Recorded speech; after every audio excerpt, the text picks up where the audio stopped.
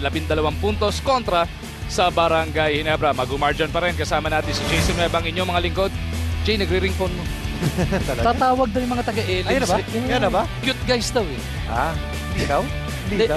Eh, mamaya, pipili ka na naman ng cute guy. Ikaw, eh, Gatsby. Silipin na nga natin mga highlights from the first half of action. Umpisa natin from the first quarter. Ay, yung mga numbers na lang ang ating titignan. Well, we could see that both guys here, the two locals that have done well for both teams, started out very well in the first quarter, starting out with Ranidel at 11 and Mac Barakel, 9 points on the strength of 3 3-pointers. Ganda ng shooting ng dalawang team. Big difference right there. Maybe because it's just a 2-point lead. Difference yung ano lang, yung isang single 3-point shot na nadagdag ng talk and text. And Barangay Ginebra in that first quarter actually doing well after turnovers, making those turnovers into points. When you switch over to the second quarter, sila pa rin. Si Mac Barakel at si Ranidel de Ocampo, they're still the guys that scored very well. Problem is, only 14 points para dito sa Barangay Ginebra. That's because they only made 3 out of 16 mula sa field. That's very low. Rebounding going the way of talk and text.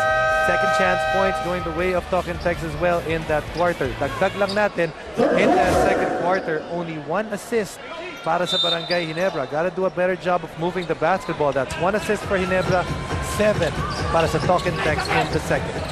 52-40 is the score sa pagbubukas ng third quarter of action. Talk and text pa will have first crack at the basket.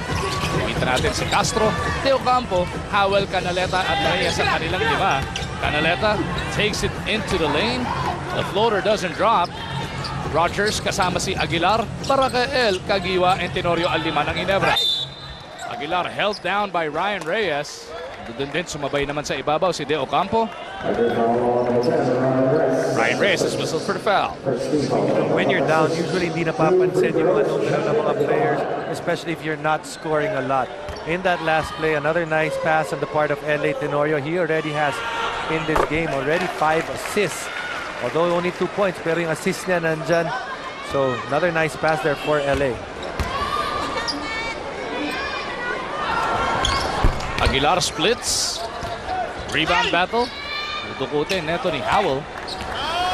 Talk-and-text trying to preserve their perfect record so far in this Commissioner's Cup. Barangay Ginebra naman trying to put together back-to-back wins. A first for them kung sakasakali since the elimination round pa yata ng Philippine Cup. The numbers there, Talk-and-text, they're up in the league standings right now, 5-0 unbeaten. The other team that is unbeaten is San Mig Coffee. Barangay Ginebra, they're 2-2. Their fans must be thinking, oh, hirap naman, 2-2 tayo. But remember, yung dalawang unbeaten, or rather, yes, yung dalawang unbeaten, ngayon kinakalaban ng Barangay Ginebra, and the other one, San Miguel Beer, nakalaban nila. So the three top, yes, San Mig Coffee, San Miguel Beer, as well as Talk and Text. The top 3 teams in the league so far have been part of the first 5 games of Barangay Ginebra. Tsaka yung dalawang unbeaten Talk and Text and etong San Mig Coffee, magtatapat pa yan sa katapusan ng buwan. Siyempre, hindi naman sila pwedeng unbeaten pareho. Laban na sila. Unless tie. Ayan. As Mark Kagiwa drills that 3. Nabasa 8 ang abante ng Ginebra. Sa atin niya ng PLDT Home Devolution turns your ordinary TV into an internet TV. You have scoring from Barakel, Rogers, and Kagiwa. Now the rest of the guys, they need some help from the rest of the guys. So look at Barakel, chase this one down. 4-on-3, Tenorio to Barakel. Couldn't pull the trigger. Rogers ang aatake. Nabalik nila kay Kagiwa. Couldn't go back-to-back from deep. Howell once again with the board. Ranidel stepping on the gas. Di makuha yung Pectus. Tenorio sa kabilang dulo from Kagiwa. Slapped away by Castro. Good effort on the part of both teams right there. Both teams running at here in the third quarter, testing the transition defense. Kagiwa once again. Couldn't send it home. Reyes over to Howell on the run. Tenorio was trying to give up a foul. Talk and Text will just set this one up. Castro in traffic. Puts it up. Rebound. Uy, pinulit na lang ni Canaleta. Ranidel. Kontra kay Japet. Balik na din ang Pectus doon. Ito na ang Barangay Ginebra. Castro forced to give up a foul. A little sloppy to begin this third quarter. Yes, a lot of running on both teams. You can see that the effort is there. But then we've seen turnovers, we've seen some missed gimmies, and it's happening para sa dalawang team. 52-44. Talk and text, abante by 8 points. Largest lead of the game was 12. Doon din nagsimula ang ating third quarter of action. LA di nakatingin kay Mark Kagiwa. And Mark apologizing. Ganda na sana ng baseline cut niya. Yeah, it's actually a good screen to get LA open, but LA did not realize he was open. That's why he was not looking at the basketball. Astro over to Del Campo. Gusto sukatin si Japet. Ranidel back to the basket. Basketball. The jump hook bounces out.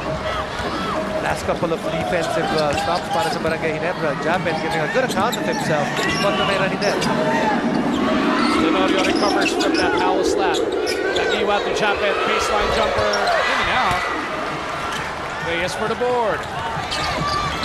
Reyes on the move. Nasty pass papunta kay Del Campo. Here comes Castro. Splitting. Patay na bot mula kay Japet. Ranidel just gives up the foul on Kagiwa. And Japet has been huge in the middle. He was a partner na to. I'm counting correctly. This must be his second block already. Masambasa niya yung galaw ni Jason Castro, being a force underneath. Para kay Japet, ang laking bagay niyan because he only has 2 blocks in total sa kanilang unang 4 na laro as we send it over to Erica. Kanina nung kausap ko si Japet, worried siya na baka daw hindi niya masyado mapagtuunan ng pansin ang responsibility sa ilalim because he is already anticipating the tough work matching up against Ranidel de Ocampo. Hindi daw pwedeng basta iwanan si Ranidel and Japet chooses to focus on him and delegate more of the inside presence kay Greg and Leo. Palestina. Ang problema ni Japet, nakaka-disipay ng response si Ranidel de Ocampo. Pero ang good score para sa hindi pa umamascore si RDO dito sa third quarter. And Talking Tex has not scored in the quarter, has been. Howell on the move. Will have to earn his points from the line. Pagkakataon ni Richard Howell to finally get the Tropang Texers on the board in the second half.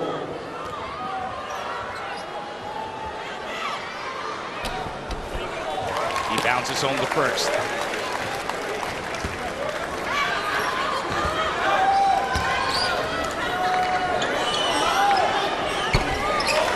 Howell made a lot of noise in his PBA debut dahil naka-30 rebound kagad siya nung unang laro pa lang niya. Has been solid ever since.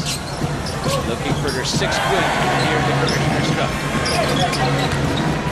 Rogers takes it in against Del Campo using his shoulders. Pakita ng katawan doon si Leon. Good strength, good upper body strength on the part of Leon Rogers. Nakita natin nung malapit sa basket, nakagamit pa siya ng kaliwang kamay. Keep the ball away from the defender. 12 points in the contest para kay Leon Rogers. Ranidel takes the 3 and rattles it home. Sa ating yan ang PLDT Home Division turns your ordinary TV into an internet TV. First field goal para sa Talking Tex in this quarter, and gets from whom? From the hottest guy on the floor para sa Talking Tex, si Ranidel de Ocampo. Parakel lines up a 3. In and out. Rebound battle, Ryan Reyes prevails. Ang bilis na ng depensa ng Ginebra. Reyes still pushing. And takes it to the rack. Ang bilis ka ng depensa. Ang problema, nakatalikod. Exactly. You're going down, and the thing is, you're taught once you hit about half court, you should be running backwards. Para nakikita mo yung parating that time around. Japet caught with his back on the basketball. Namagana sa 13 ang abante netong tropa. Rogers trying to change it. Cuts it to 11. 14 points para kay Rogers. Seems that he becomes successful when he's able to drive to the basket, but he doesn't really have that much quickness to do that. Ranidel naiwan na naman. Parang Ginebra dodging a big bullet there, pero Howell puts it right back. Tirang takot yung ginamit. Si Eli pa yung takot. Tenorio pushes it up. Rogers tatanggap. Stop and pop 3. Atid sa atin yan ang PLDT Home Division. Turns your ordinary TV into an internet TV. He's having a big quarter is Leon Rogers. Had 10 in the first half, has 7 so far here in the third. 59-51, baba sa 8. Ang abante ng tropa. Ranidel, up fake. Ranidel losing his footing. Somehow got it over the helmet. Swerte pa para dito sa Talking Tex. Under 6.5 now remaining in this third quarter. Tenorio gets it to Mac. Hinahanap nila ito si Rogers. Facing off against Ranidel using the shoulder fake. Iubra dun sa kanyang tira. Howell for the board. Castro pushing hard. Nakakita si Del Campo.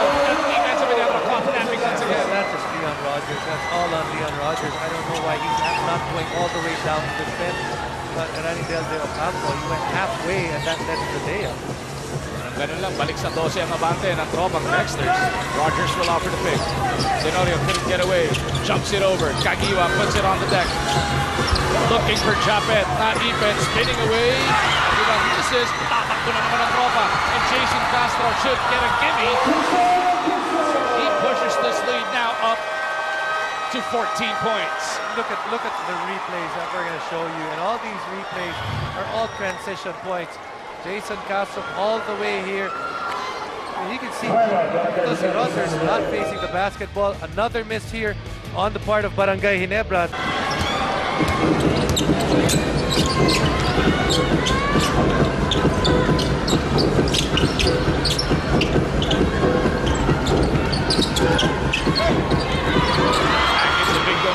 Brgy Ginebra is looking to stop the leading.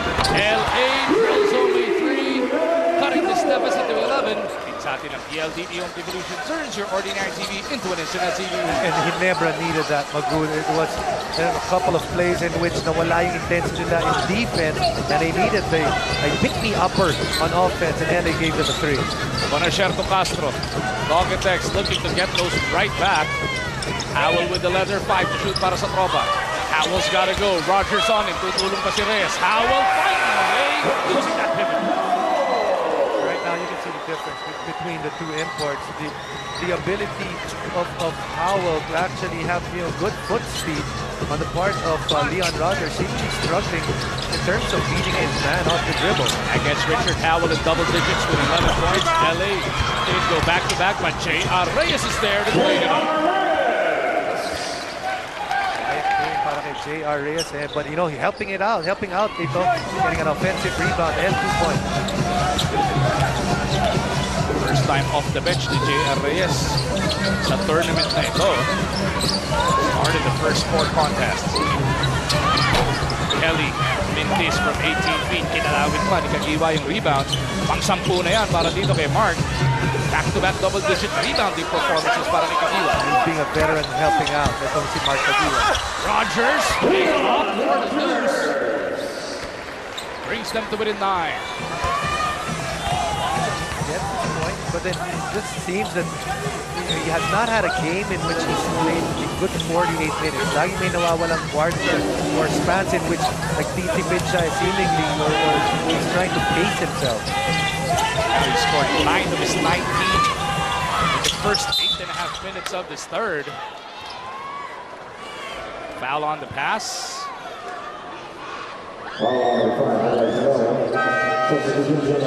Tenorio picks up his second personal. Mariwasa quality play muna ang ating silipin. Richard Howell ang bida rito. Hatid sa inyo ng Mariwasa Tiles.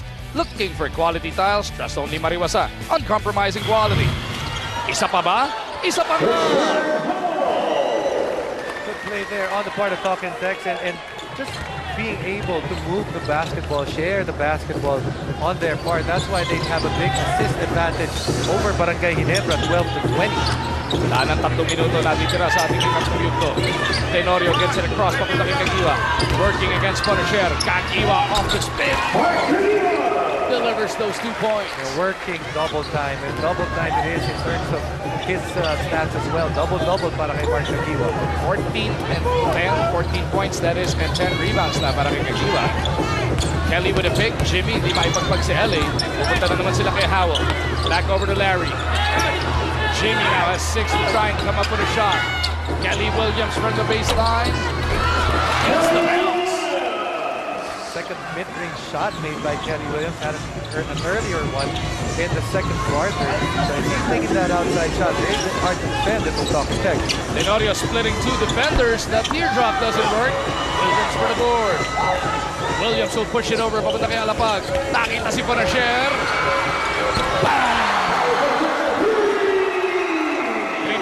Sa ating PLDT Home Devolution turns your ordinary TV into an internet TV. Transition defense being attacked by Talk and Tex. Not a lot of bodies going down para sa Brgy Ginebra. 9 fast break points para sa Talk and Tex this quarter. Back to the largest lead of the contest. 14 puntos para sa Tropang Texters. 5 seconds to shoot for Leon Rogers. Fouled by Williams, which means shot clock is reset to 14. Muna tayo with Talk and Text up 74-60. A minute 37 remaining in the third.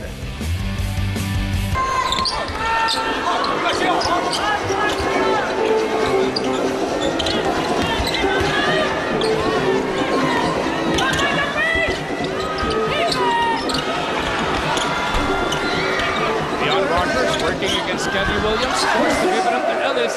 Ellis gets it on the second try. First of all, good rebound part of Slaughter, and then Ellis not settling for that outside shot, using his leaping ability to get all the way to the basket. Alapag in the front court para dito sa tropa.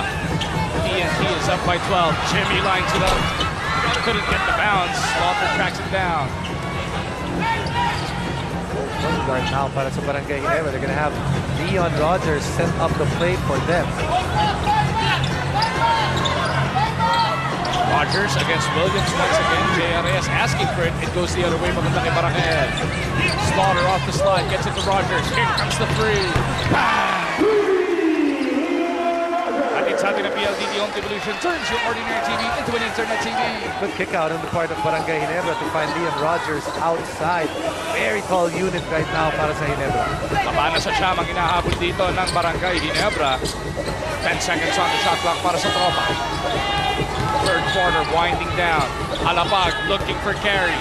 Pinagsak pa kay Howell to drop the deuce. Dami talaga mga pasa ng Talk and Text sa laro na to. Just really moving the ball very well all game long. Kwentuhan ko natin si Idol Davis Victoria who is on radio. This is what we're talking about. Look at the assist difference. +9 para sa Talk and Text. Fast break points, oh. Ang laki ng diferensya going the way of Talk and Text. Harvey Carey with that leather. Nabanggit ni Boy Beats kanina, parang ang dali ng basketball sa Talk and Text, ano? Tatanong natin sa ating kasamang si Jason Fabian mamaya sa aming pagbabalik.